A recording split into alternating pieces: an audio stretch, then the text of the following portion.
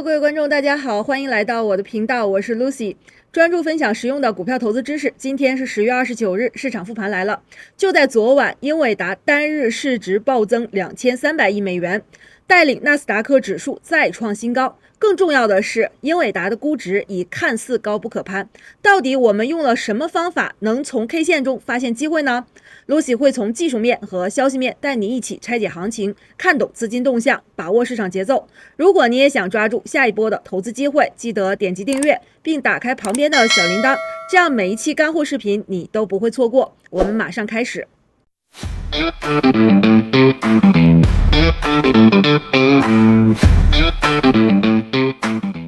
今天呢，我们同样从两个部分来去分析一下美股的一个行情走势。那第一个部分呢，就是纳指的走势。像现在啊，我们看到了本周的话呢，纳指是连续跳空缺口的一个疯涨，那现在呢就是完美的诠释了那句话，上涨不言顶。所以说到现在目前为止啊，纳指呢都没有出现回头啊，现在已经连续上涨了7个月之久。那么昨天呢是在一众科技巨头的一个带领下一路狂奔，这个英伟达、微软还有亚马逊都出现了这个大幅的一个上涨。那接下来呢，第二个部分就是热点股票的一个跟踪，像特斯拉、英伟达还有 CRWV、OKLO， 近期呢 Lucy 都有在视频里为大家讲解过。那后面的 DJT、SNDK、DOUL 和 EOSE 呢，是我们粉丝朋友呢希望 Lucy 去分析的一个股票。那如果说我的分析是对大家有帮助的，可以在评论区留言888，或者说大家有想要分析的股票，我这一期视频没有分析到的话，也可以在下方留言，那么下一期视频呢会为大家讲到，感谢大家的一个支持。那接下来呢，我们要去看一下股票的走势图。这张图表呢是纳指的日线走势图。那近期呢，纳指在突破了前一个大阴线的一个高点之后呢，是一路狂奔连续的出现了从这个5号 K 线开始呢，连续出现了2个这样的一个跳空缺口。所以说呢，它在这个过程中此前的一个视频呢 Lucy 说过，就是它如果说一旦一根阳线这个站上它的一个这个压力位，转而变成支撑位之后呢，它接下来如果说3天它不被跌破，那像这种连续上涨的一个阳线的话，其实我们在这个过程中，这个6号 K 线的一个开盘的时候，我们就能知道它3天一定不会跌破了。所以说近期的一个拉升呢，是在半导体板块包括这个巨头的一个贡献之下呢，出现了连续2天的一个跳空向上的一个这个大幅拉升。所以说在这个过程中可能手里边大家这个有跟 AI 科技相关的一些股票呢，它的一个涨幅呢就比较喜人了。那如果说不在科技领域，它可能就出现这种就是跑输指数的一个情况。所以呢，纳指现在走到现在这一个位置呢，其实我们可以看到，就是说在这个昨天和这个前天这个6号和7号 K 线，那等于说呢，它是连续2天是出现了这样的一个黄 K。那我们昨天它的一个防守位呢是定在6号 K 线的一个低点，也就是说我们现在已经稳稳的把这个之前的一个高点呢已经甩掉了。那后续的话，因为现在纳指它的一个连续的一个新高的话，那肯定有很多朋友呢想要知道后续我能不能在一个非常高的一个地方呢实现一个高抛，或者说我现在我不想下车，那什么时候呢才是出现一个机会。所以说在这个过程中，我们要去上移我们的一个防守位，也就是说它的防守位不是说我们触碰一下，或者说这个没有跌到我们就赶紧去这个减仓。因为上移防守位的目的呢，就是让我们去找到一个相对来说高一点的地方呢，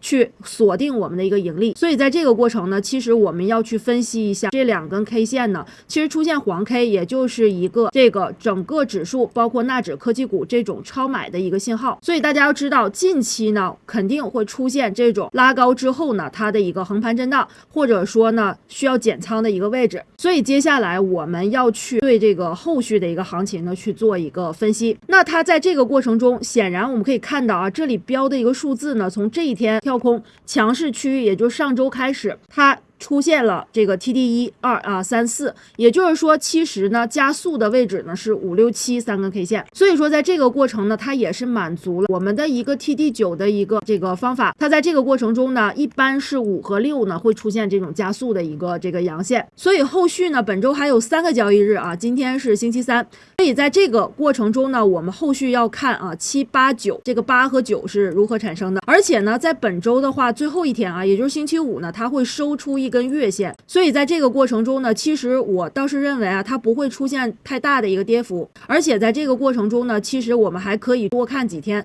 这个纳指的一个情况。那如果说纳指它能横在啊这个23900或者说接近24000点的一个位置震荡的话，其实呢还是可以去啊这个拉长时间去看的。所以在这个过程中等于说这3天的一个这个推升，如果说你的股票是属于那种像英伟达那种大幅啊拉升的，或者说跳空缺口比较多的这种的话，那你可以后续的这个本周的一个交易日呢就要多盯一些盘啊，在这个过程，所以呢，接下来就是我们今天呢，还是会把这个防守啊点位向上移的，也就是说7号 K 线的啊这个最低点啊，也是要这个去作为防守的。昨天我们是6号 K 线的一个最低点，那今天呢就移植到这个7号 K 线的一个最低点去作为一个防守。如果黄 K 在这个地方有这种跌破实打实的，就是这个收盘跌破了这个黄 K 的最低点，这个是一个红色的，如果是阴线的话，那你一定要去做一个减仓的一个操作。那这个呢是一定有必要的。如果说它不是实打实的跌破了这一个位置，它向上去突破，或者说有阳线，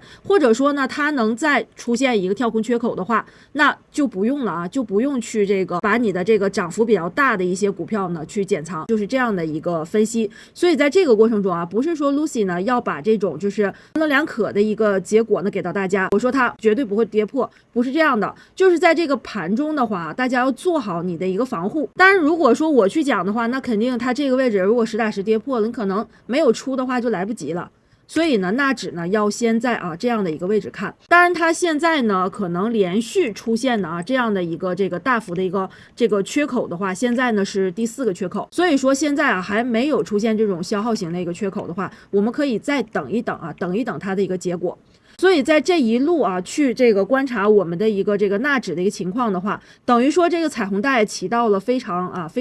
这个重要的一个作用。它现在到目前为止，我们可以看纳指近期啊，就是无论在这个位置，我们猜它的一个这个上涨的一个幅度啊，到底有多少？它都没有出现这种死叉的一个动作，或者说出现这个变紫，从来都没有从这个紫色飘带变成黄色飘带。所以说啊，在这个过程中呢，后续呢，我们就要尊重这个飘带的一个颜色，它不出现变紫，我们还是以这种多方占优的一个趋势呢去看待。所以呢，接下来呢，就是说，因为它这个位置属于一个黄 K 超买，包括呢，它现在离这个彩虹带的一个边界呢是有一点点距离的，所以我们知道它有一点距离的话，它有可能会出现调整，去靠近这个彩虹带。所以接下来呢，在纳指的这个位置呢，就要多盯一些盘，在盘中，如果说出现一个什么样的一个紧急的一个情况的话，最好是要做一个减仓的一个准备。那这个呢，就是对纳指的一个分析。当然呢 ，Lucy 的一个盘前广播呢，这里边也给大家去讲解一下，就在这个位置呢，我们每一天都会有这样的一个文字的一个说明给到大家。像这个纳指呢，它是由于这个半导体板块的一个加速拉升，而且权重呢占到这个纳指的一个比重还是非常大的科技股。所以说呢，就是这种跳空高开高走，连续2个缺口，我这里讲了是这种就是强势才会出现黄 K。所以说新一轮的结构9呢走到6了，这个视频里也提到了，说连续阳线的话是强势，强势是什么呢？就是说按照这种惯性向上的一个推升。那防守点位放在黄 K 的一个低点23493，当然昨天是跳空高开，所以说这个位置呢几乎是这个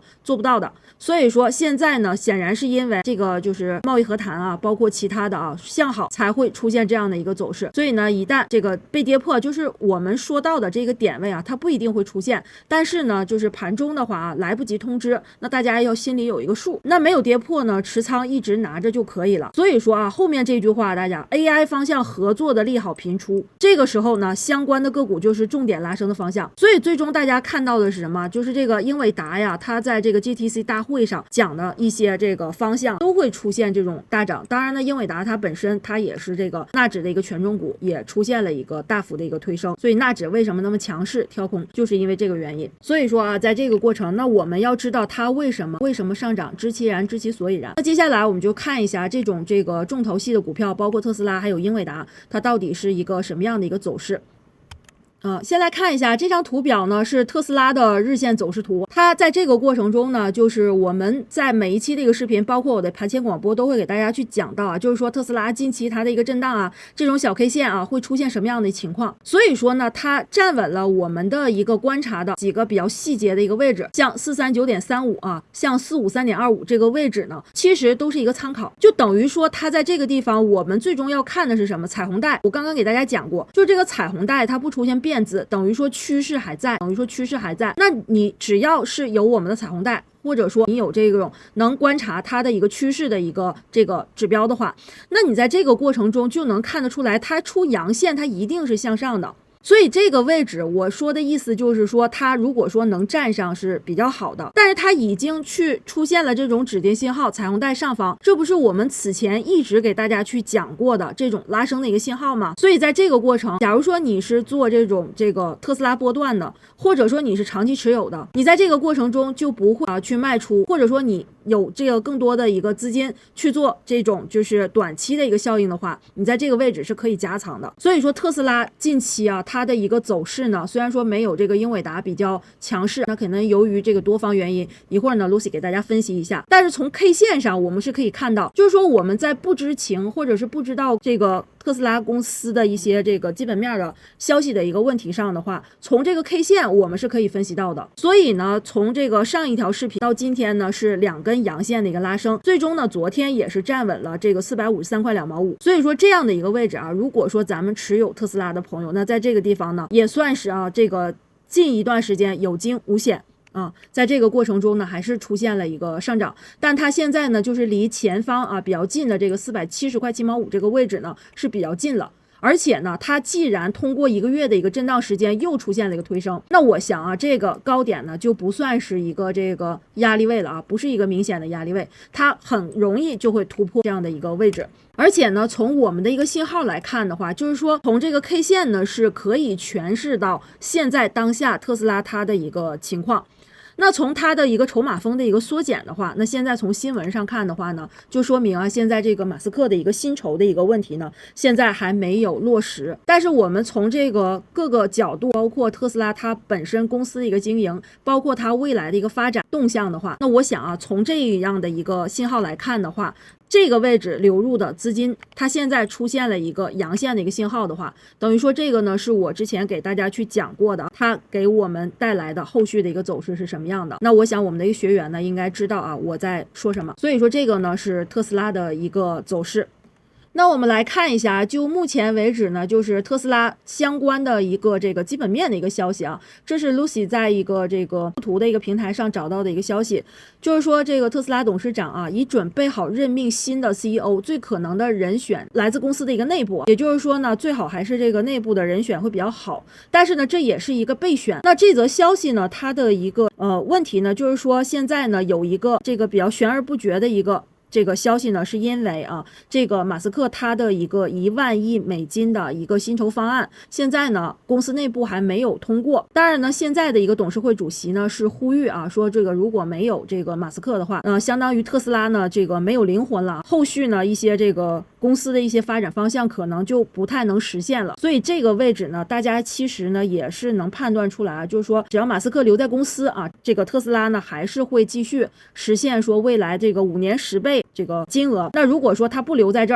儿的话，他会重新去这个建立一个新的公司的话，那就是这个未来新的公司才会有故事了。所以说在这个过程中呢，其实现在比较纠结的点就是他能不能再继续留在特斯拉的一个问题。所以说呢，现在就是说为确保有序过渡，最可能的人选将来自公司内部，但他并不排除说有其他的一个人选。其实呢，重点是在这个位置，就是说他的一个这个1万亿美元。其实呢，现在大家都在观望这件事情，所以说特斯拉它为什么没有出现这种大涨，就是现在呢可能会有这样的一个原因。当然呢，这个 Lucy 的一个盘前广播里也会给大家去写到啊，就是说从这个技术分析我们来看的。当然消息呢，其实在这个平台上也不少，大家都会从这个各个渠道去了解到。那我们如何去落实到我们的一个 K 线当中，如何去从 K 线当中解读这个资金的一个动作就比较重要了。所以说昨天呢，这种就是阳线盘中是一度戳过了我之前说的一个位置，那它底部减仓的一个筹码，那很显然是因为这件事情出现了一个危险消息面呢，是悬而未决的，因为我们到现在也没看说这个股东会到底有没有通过，所以说我们只能从 K 线的一个信号来去交易。那即便是这个资金布局在这个震荡中，对吧，横盘震荡，那我们彩虹带还是给了我们信号的嘛，对吧？是否有这种紫色区域放大来去判断？所以说呢，它这一个防守的一个，我们还是归结到我们的一个技术分析，就是说它这个彩虹带中轴呢是438啊。所以说这个位置呢，我们可以看到说现在中轴呢，它现在已经是远离的，包括现在这个位置啊，有点盘前的一个迹象了，它还是一个阳线啊，站在上面。所以这个呢，就是说从 K 线呢来去解读市场的一个消息，包括资金的一个选择啊，这个是对特斯拉的一个分析。接下来我们来看一下这张图表呢，是英伟达的日线走势图。那我们知道英伟达现在呢，它整个的一个市值呢，应该是突破了这个5万亿，在昨天呢，市值是突破了5万亿，来到了50060亿啊。这个位置，所以说英伟达呢，现在等于说是在这个市场上这个科技巨头啊 YYDS 的存在，所以说在这个地方大家可以看到，就是这个防守线呢，在这个位置有看 Lucy 前2期的一个视频呢，有看到就是说对英伟达的一个分析，当时是应我们粉丝朋友的一个要求啊去分析的。那我们在这个过程带大家去回顾一下，也就是说其实这一根阴线我们当时是以这种大阴线战法来看的。那我们的会员朋友，如果说你会我的一个大阴线战法的话，就会知道，那目前为止呢，其实这个模型还是比较有效的。那我们就可以精准判断，来源于什么呢？就是这个位置啊，等于说这个10月10号的一个大阴线，对吧？这个决定了纳指的一个走向，也能看得出来英伟达它的一个重要的一个程度。而且呢，它在后续这个位置呢，是出现了2根机构低吸，这个地方呢也是拿捏住了它的一个命脉。而且呢，在这个过程中，它震荡了有2周的一个时间，我们把这个时间截到这个位置的话，不到2周的一个时间，这是8根 K 线嘛，这8根 K 线加上这个，也就是说大概是2周的一个时间。所以呢，我们当时去分析的时候就说它为什么在这个位置它不跌了，出现一根大阴线，正常情况我们不是说看它回调了对吗？而且呢，这个飘带也会容易出现变，但是变了之后呢又变回去了。所以呢，我们知道就是说在这个紫色飘带的一个上方，如果说出现这种大阴线，而且呢，紫色飘带没有变成黄色的情况下，那我们就知道这一根大阴线呢，终究会是被干掉的，也就是说，终究会被后面的一个上涨呢所突破。所以呢，这个呢就是一个非常好的一个信号。那以后我们在遇到这样的一个争的一个过程中，这个大阴线出现之后呢，接下来的一个半个月时间或者说1周时间，它没有出现这种变成黄色的一个彩虹带的话，那我们就可以把它认定为后续的一个拉升呢，会把这样的一个阴线呢去吞噬掉。那我们来看一下这个 Lucy 在这个10月24号的一个视频里面去提到过这个英伟达的一个走势。那当时呢，是我们有粉丝朋友想要问到说这个英伟达到底什么情况，能不能分析一下？那此前呢 Lucy 说它在这个位置出现一个什么样的一个信号呢？是选择了向上。那当时大家也能看到英伟达的一个走势啊，它没有走出那根阳线，而且我给大家画了一根阳线，我说如果它能站上183.16这个位置的话，那它就会选择一个向上啊，箭头都在这里写着。它现在呢就是选择了一个向上，所以说在这个位置，其实我们不知道这个 GTC 大会到底会给我们带来什么，但是我们可以从 K 线上去提前发现它的一个机会。所以说近3天的一个走势，如果说咱们有这个持有英伟达的朋友，那这个恭喜你了，吃到一波这个大幅的一个上涨。所以我们看一下这一周连续的这个3天，那它是不是出现了一根阳线，站上了183.16这个位置呢？那如果说你看懂了它的一个走势的话，那它这个位置后续的2天，我想应该不会出现这种卖出的一个情况。所以说呢，它现在就是说它出现黄 K 呢，等于说是超买，但是我们超买不代表说一定要卖出，所以它现在这个位置就出现这种跳空。那从消息面的一个配合呢，我也给大家去看一下。那我们来看一下这个市场上的一个消息面的一个梳理呢，就是说在这个 GTC 大会上，黄仁勋勾勒了一个 AI 蓝图，也就是说相关的呢行业有这个6G 量子计算和机器人全部都有份。那我们来看一下它的一个顺序，等于说它的一个文章比较长，我给大家去筛选了一部分。那就是说黄仁勋他在这个大会上宣布，这个英伟达将与这个能源部门一起去这个超算集群。因为我们之前呢是看到过说英伟达当时提到了算力的尽头是电力，对吧？那如果没有电没有储能这些东西的话，这个没法支持这么大的一个计算的一个体量。所以说这个呢放在第一点，因为前2年他就已经在说这个事情了。那第二个就是他这个新一代的一个这个英伟达支持 AI 工厂的部署，也就是说现在的这个 AI 的一个这个基础设施建设的话呢，也是以这个英伟达为中心呢，向这个四周扩散上下游的一个这个联动。所以说他还有提到说这个共建网络安全体系，这里边提到了 PLTR。那此前呢 Lucy 也讲过啊，就这个 PLTR 呢它的一个这个走势啊也是比较这个末节啊，但是后续呢也是昨天还是前天应该是突破了，所以这个位置呢我们也能从技术上看资金它的一个信号。那像第4点呢，就是说英伟达它也推动了美国在工业化进程的一个动作，像他提到的一个机器人这个位置呢，就可能会跟这个特斯拉有一些这个来的一些合作，包括智能的一个重塑制造、物流和基础设施这些。所以说啊，整个都是一个这个就是智能化的一个未来啊。它在这个过程中，而且说这个自动驾驶，对吧？英伟达呢也是啊，这个构建面向未来的一个自动驾驶的一个平台。所以说现在啊，有点像这个 AI 的一个公司的一个赛跑。那计划2027年呢是部署签约10万辆自动驾驶车辆。所以说呢，其实与这个特斯拉有一些这个竞争关系啊。所以说在这个过程中是与这个时间赛跑，包括它整个的一个闭环都这个展现在昨天的一个这个10月29号的一个凌晨，它的一个 GTC 这个峰会上的一个演讲。所以大家可以看到，就是说英伟达它后面要做的事情是在下一盘大棋。所以说现在呢突破5万亿的话也是这个实至名归，大家都一致看好未来的一个这个方向。所以从回到我们的一个技术，回到我们的一个技术分析上，那也是落实到了，就是我们如何能从这种技术分析能提前。当然它这个是开 GTC 大会，在这之前我们大家都不知道他要讲什么，或者说未来到底能不能兑现这个 AI 的一些这个变现。但是我们从技术上你赚钱的话，你如果说能在183买的话，那现在啊昨天涨到200块，对不对？那我们也是可以通过这种差价赚钱的。所以说这个就是啊英伟达它整体的一个我们从这个走势上匹配到消息的一些这个可以提前发现一些端倪。那这是英伟达的一个分析。接下来我们来看一下这张图表呢，是 CRWA 的一个走势。那这只股票呢，其实是 Lucy 在一直跟踪的啊一只股票，而且呢，我们知道啊，我们说英伟达的一个亲儿子，对吧？刚刚我们提到了说英伟达它有一个基础设施建设，这个肯定也少不了这个 CRWA 它去分一杯羹。所以在这个过程啊，我们是说，如果说在前一轮，我想大家也说了，在这个过程中啊，回调被套了，那我们通过一些这个技术方法，比如说 TD50的一个方法呢，是反弹了3天。那你在这个过程中，如果说做了一个短期的一个操作的话，那我想你的一个成本肯定是会降下来的，包括这3天也是赚钱的。那我们在123卖掉之后呢，昨天是冲高回落，在这个过程，所以呢，我们后续观察的是什么呢？就是在这个位置的这个缺口，包括我们的一个彩虹带，虽然它现在出现了一个变字，但是呢，空方带它没有变大，所以说在这个过程，对吧？我们刚刚也去看了这个未来的一个发展。如果说今天或者说明天它这个位置呢都不会缺口都不会去补掉的话，那它还是会继续向上的。而且这一次的一个反弹的话，我想148这个位置肯定是拦不住的，一定会突破的。所以呢 CRWA 的话，它的一个技术走势呢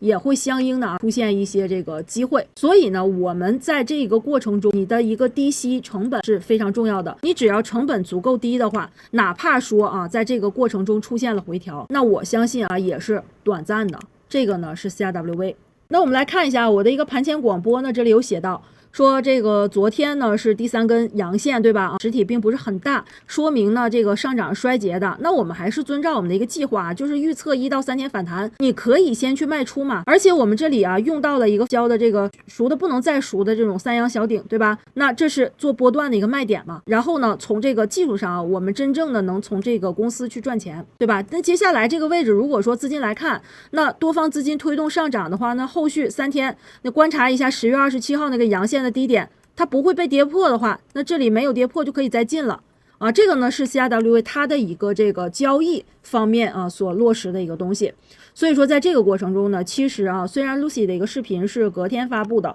但是呢 CIWV 的一个咱们就是盘前广播文字版的呢是每天都有更新。那这个文字版呢是我们财生频道独享的一些这个独家资讯。咱们这里说，如果是你是 Lucy 新订阅的粉丝朋友们，那在这个过程中呢，想要去体验我的一个盘前广播的话，那这边呢会给到新加入的粉丝朋友们，你们有整整15天的一个体验期。那这里边会写到我近期跟踪的股票机会和交易思路，还有一些比较明显的一些参考价位。那如果说现在呢还没有拿到这样的一个文字版的一个体验呢，就赶紧去找我的一个助教老师去领取。而且呢，在本周的一个这个课程方面呢，我们的内部课程是 Lucy 跟团队的老师呢一起为大家准备的4节小白成长的这一系列的一个课程。那包括呢像这个指标异动、擒龙术，还有就是刚刚我讲到的一些我们说到的一些战法方法。那如果说想进一步学习这种技术分析，能看懂机构动作的朋友们，想学习的，那也同样报名方式呢就是戳下方置顶的链接，找到 Lucy 的助教老师，给他发送个口令，口令是15，数字15，就是体验期的一个这个数字，就可以把这样的一个内部课程的链接和盘前广播的这个链接拿到手。那这个呢就是给大家的一个福利。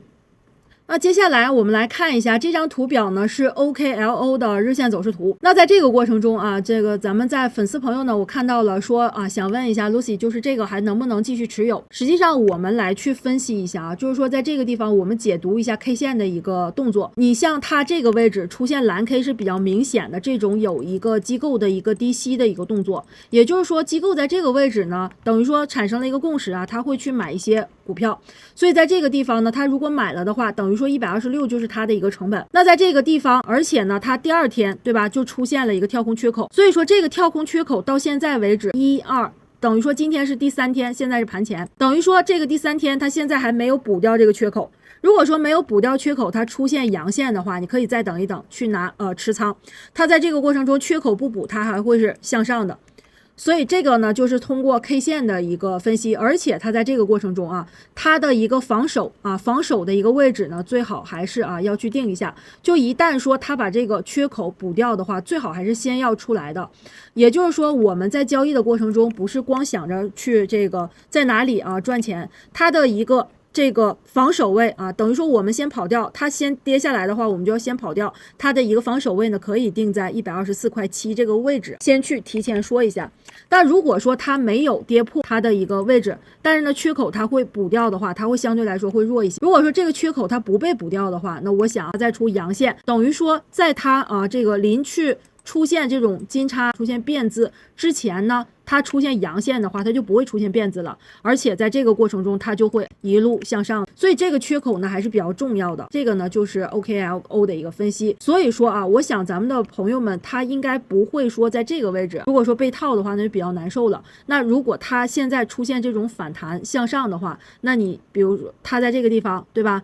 在这个地方你都可以，这个缺口不过你是可以去减仓的，等于说它这个反弹呢你是回血了一部分。那如果它能把缺口再补上的话，这个都是要看这个主力它的一个操作的动向。当然从 K 线上来看的话，比较好理解的就是这个缺口它没有被回补，再出现阳线你就可以继续持有了。所以这个呢就是 OKLO 的一个分析。接下来我们来看一下这张图表呢，是 DJT 的日线走势图。这只股票呢，其实 Lucy 有很久没有分析过了，因为它一直是在这个黄色飘带，而且呢它一直是走的比较弱的。昨天呢是出现了一个跳空高开之后低走，开盘的时候倒是比较喜人的，但是冲高回落这个位置呢也与我们的这个空方带比较契合。因为最开始呢我们就说过，它的一个中轴的一个位置呢是在空方带股票反弹到这个地方呢是一个压力，它的一个压力呢比较明显。所以这个过程中我们其实以前也会给大家讲到，就是空方带比较宽的时候，它这个位置呢它就不一定会涨得上去。而且大家可能会发现了一个非常非常明显的一个信号，就是它的空方资金相对来说还多一些，没有看到有这个多方资金。所以咱们的一个多空博弈的话，在这个位置机构资金等于说都没有来，所以其实 DJT 在这个地方啊，我们要去做这种股票，就必须得是，如果说你买的足够低啊，那我不说你15.4块在这个位置买，你要是高一点，比如说你成本16块钱左右啊，或者16块多的话，其实这只股票交易空间啊也就这么大。所以在这个过程啊，你说我们要等这个聚宝盆，但是它迟迟不来，其实你要结合它的一个这个多方资金的一个情况。如果说这个资金信号还没有啊，更多的是这空方资金的话，其实交易起来的话没有太多的一个机会，就是从这个指标上看，或者说趋势上看它的一个问题点所在。那这个呢是 DJT。接下来我们来看一下，这个是我们粉丝朋友想要分析的 SNDK 这只股票的一个涨势还是蛮喜人的呀。在这个过程中，其实它的一个黄 K 比较明显呢，就是我们从这个指标上看啊，这个比较明显的是这个黄 K 它都没有被这个跌破，没有被实打实跌破，等于说昨天也是向下回踩了一下，收盘它还收在上面的。所以说在这个位置我们可以看一下，就是它还没有出场的一个信号。那退而求其次说我们没有黄 K 的一个信号的话，大家也可以看到，就这个九转，这个9号 K 线，对吧？它这个9号 K 线啊，我们也可以从它下手呢去分析，也就是说 173.72 这个位置也没有被跌破，所以说它还没有出现这样的一个这个下跌的一个出场的一个信号，所以这只股票还可以继续持有啊。而且呢，它现在盘前是出现了一个阳线啊，如果说它出现这种高开低走，今天如果说出现阴线的话，那你肯定要减仓了。但如果说它现在在这个位置它不会跌破9号 K 线，连续3天4天跌不破的话，那你就可以一直拿着，这个是比较好去参考的。另外在这个过程啊，我也给大家去看一下这个阴线它对应的这个成交量啊，上周我也给大家去讲了，所以呢听我们课程的朋友应该会知道，它虽然是一根放量的阴线，可是我们看到了它前面的这一个8号 K 线的底它也没有被跌破，所以这个呢也是我们之前给大家去讲过的如何去分析它该不该卖的一个这个方法。所以在这个位置呢，这只股票可以继续持有的。接下来我们来看一下这一张图表呢，是 DUOL， 就是多邻国的一个走势图。在这个过程中呢，其实这只股票啊，当时因为财报的一个问题呢，给大家去分析过啊，而且它在空方带啊这个偏离的一个位置的话，是连续出现了一个下跌，等于说这只股票它一路这个黄色飘带下来的话，基本上没有这种交易的一个机会，而每一次反弹到这个零轴附近啊，就是这个黄线的一个附近，中轴附近呢，它都是一个压力。那现在它所处的一个位置，等于说它现在是在一个什么聚宝盆比较明显的位置，就是有聪明资金嘛，所以大家能看到，就是我们现在看这个信号，它这个位置聪明资金来了，然后后续在一系列的一个过程中，看到没，它会出现变资，也就是会出现一波拉升，而且呢会有一些这个资金的一个信号的一个参考，所以呢等于说这种信号的一个共振的话，现在呢是没有太多的一个问题。它现在出现了这种蓝 K 的话，我们可以等一等，等什么呢？它现在下跌结构9，今天是9号 K 线，这是第一。第二呢，出现蓝 K 的话，我们要去看什么？要去看抄底套餐啊。所以说应对什么样的行情，我们就有什么样的一个方法。那此前呢也给大家去讲过了啊，我们学习过的学员的朋友应该会知道啊如何去看。那等于说抄底套餐的话，我们就要去看一下60分钟，对吧？60分钟很巧的是这个位置呢是出现了白 K， 它就差一步什么？就差一步它的一个资金流入。所以这个位置只要它出现这种短暂的一个这个资金流入，包括我们的一个聚宝盆的话，你再去看30分钟，其实呢也是一样的共振。也就是说这只股票你去看30分钟的一个套餐就可以了。那抄底套餐我们知道一旦它形成的话，那它的反弹至少有1到3天这个位置。那如果说1到3天日线出现了，再出现一个阳线的一个反包，或者说出现那种背量骑牛的一个动作的话，那我们又是可以去做一波反弹了。所以多邻国这只股票的话，你的一个波段可以去参与一下，等待的就是这种抄底套餐的一个信号。接下来我们看一下，这个也是我们粉丝朋友想要问的这个 EOSE 这只股票。其实这只股票的话，那比较明显的是我们的一个三才童子，这个呢是龙头引力，也是 Lucy 用到的比较多的一个模型的其中一个因子。那在这个过程中，我们可以看一下，就是它前面的一个拉升的一个幅度，从这个比较近的一个位置呢，大概是7块多涨到19，我们可以算一下它有几倍的一个这个涨幅。那刚刚我们讲过的一个方法呢，等于说这一根是一个大阴线，也就是我们可可以用到的一个阴线战法。而且它现在处于什么？处于一个多方带，也就是说我们可以同样用这只股票的一个走势，对吧？像英伟达它不是一样的走势吗？也就是说它在这个位置它不跌，它迟迟不跌，它再重新站上15块3毛4这个位置的话，彩虹带不变，它有可能就会去推升它的一个上涨。那这个呢，这只股票如果说你还没有买入的话，你可以用这样的一个方法。当然如果说被套在里面的话，其实呢这个位置它有一个放量的一个阴线，它的前方最高的一根阳线是这根，等于说呢它也目前没有跌破这个位置。所以我们可以看到两个价位呢，一个是这个阳线的一个低点，包括这个15块3毛4这个阴线，那我们可以取这个比较近的一个位置。所以说这只股票可以用这样的一个方法。当然现在它没有阳线的一个信号的话，就不能提前去预判说它一定能涨。所以这个位置呢，我们通过技术分析来去判断是最为有效的。当然它如果说一旦它把这个阳线的一个低点跌破的话，那它是离场的一个信号。所以呢要把这两根线记清楚。那这只股票呢，通过 K 线的一个方法呢，也是可以去分析的。咱们今天的分析就到这里，我们下期见喽，拜拜。